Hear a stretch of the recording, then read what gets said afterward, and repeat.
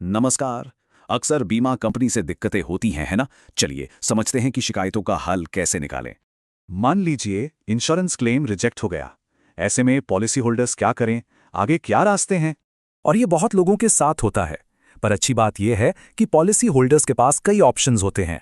तो रेगुलेटर्स ने policy holders की मदद के लिए कुछ सिस्टम्स बनाए हैं। चलिए इन्हें एक एक करके देखते हैं। तो सबसे पहला और जरूरी कदम है IGMS। इसका पूरा नाम है इंटीग्रेटेड ग्रीवेंस मैनेजमेंट सिस्टम। ये एक सेंट्रलाइज सिस्टम है जो पक्का करता है कि शिकायत ऑफिशियली ट्रैक हो रही है। अच्छा, अगर IGMS से भी काम न बने तो एक फॉर्मल लीगल रास्ता भी है, consumer courts. Consumer protection act के हिसाब से इंश्योरेंस भी एक सर्विस है। ये जानना बहुत जरूरी है। मतलब अगर किसी के पास पॉलिसी है तो वो कानूनी तौर पर एक कंज्यूमर यानी उपभोक्ता है। यानी सर्विस में कोई भी कमी होने पर लिखित में शिकायत की जा सकती है। तो ये पूरा सिस्टम काम कैसे करता है? दरअसल ये एक 3 टियर सिस्टम है। क्लेम की वैल्यू के हिसाब से तय होता है कि मामला डिस्ट्रिक्ट, स्टेट या नेशनल लेवल पर जाएगा। ये कोर्ट्स क्लेम में देरी, क्लेम रिजेक्शन या पॉलिसी की शर्तों जैसे कई मामले देखती हैं। सबसे बढ़िया बात यह है कि प्रोसेस सिंपल है, कोई फीस नहीं और वकील की भी जरूरत नहीं। कोर्ट्स के अलावा एक और रास्ता है जो है इंश्योरेंस ओम्बड्समैन। ये एक और ऑप्शन है। ओम्बड्समैन का focus personal lines, group policies और छोटे कारोबारों के इंश्योरेंस पर होता है। तो कंज्यूमर कोर्ट और इंश्योरेंस ओम्बड्समैन में क्या फर्क है? आइए जल्दी से कंपेयर करते हैं। तो पॉइंट ये है कि पॉलिसी होल्डर्स के पास शिकायत के लिए पावरफुल ऑप्शंस मौजूद है। इसे एक टूल किट की तरह समझिए। पहला IGMS, दूसरा कंज्यूमर कोर्ट्स और तीसरा इंश्योरेंस ओम्बड्समैन। तो क्या इन तरीकों से सच में कुछ बदलता है? बिल्कुल, अपने अधिकार जानना ही सबसे जरूरी कदम है। बीमा क्लेम अटक गया है तो चलिए ओम्बड्समैन प्रक्रिया को समझते हैं। अगर बीमा क्लेम रिजेक्ट हो जाए तो काफी फ्रस्ट्रेशन होती है, पर एक रास्ता है। ऐसे मामलों के लिए ही तो है ओम्बड्समैन।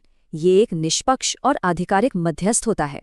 तो चलिए फाइलिंग से लेके फाइनल फैसले तक पूरा प्रोसेस स्टेप बाय स्टेप देखते हैं।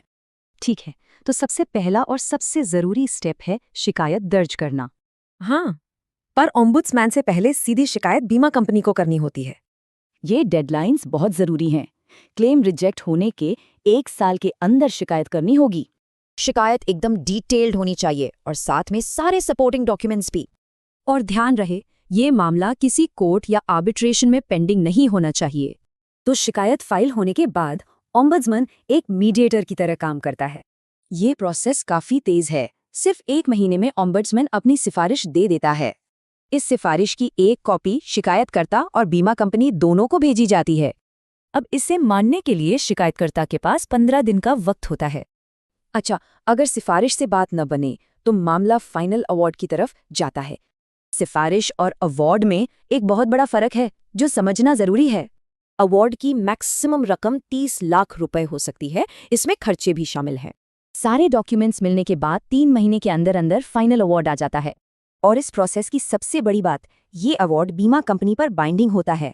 बीमा कंपनी को अवार्ड मिलने के 30 दिन के अंदर इसे लागू करना ही पड़ता है। तो चलिए एक बार फिर से इस प्रोसेस के सबसे जरूरी पॉइंट्स को देख लेते हैं। ये है वो जरूरी टाइमलाइंस जिनका ध्यान रखना बहुत जरूरी है। तो ये पूरा सिस्टम निष्पक्ष है और इसका फैसला कंपनी को मानना ही पड़ता है। अब जब ये पूरा प्रोसेस साफ है तो सवाल ये है कि क्या ओम्बड्समैन ही सही रास्ता है?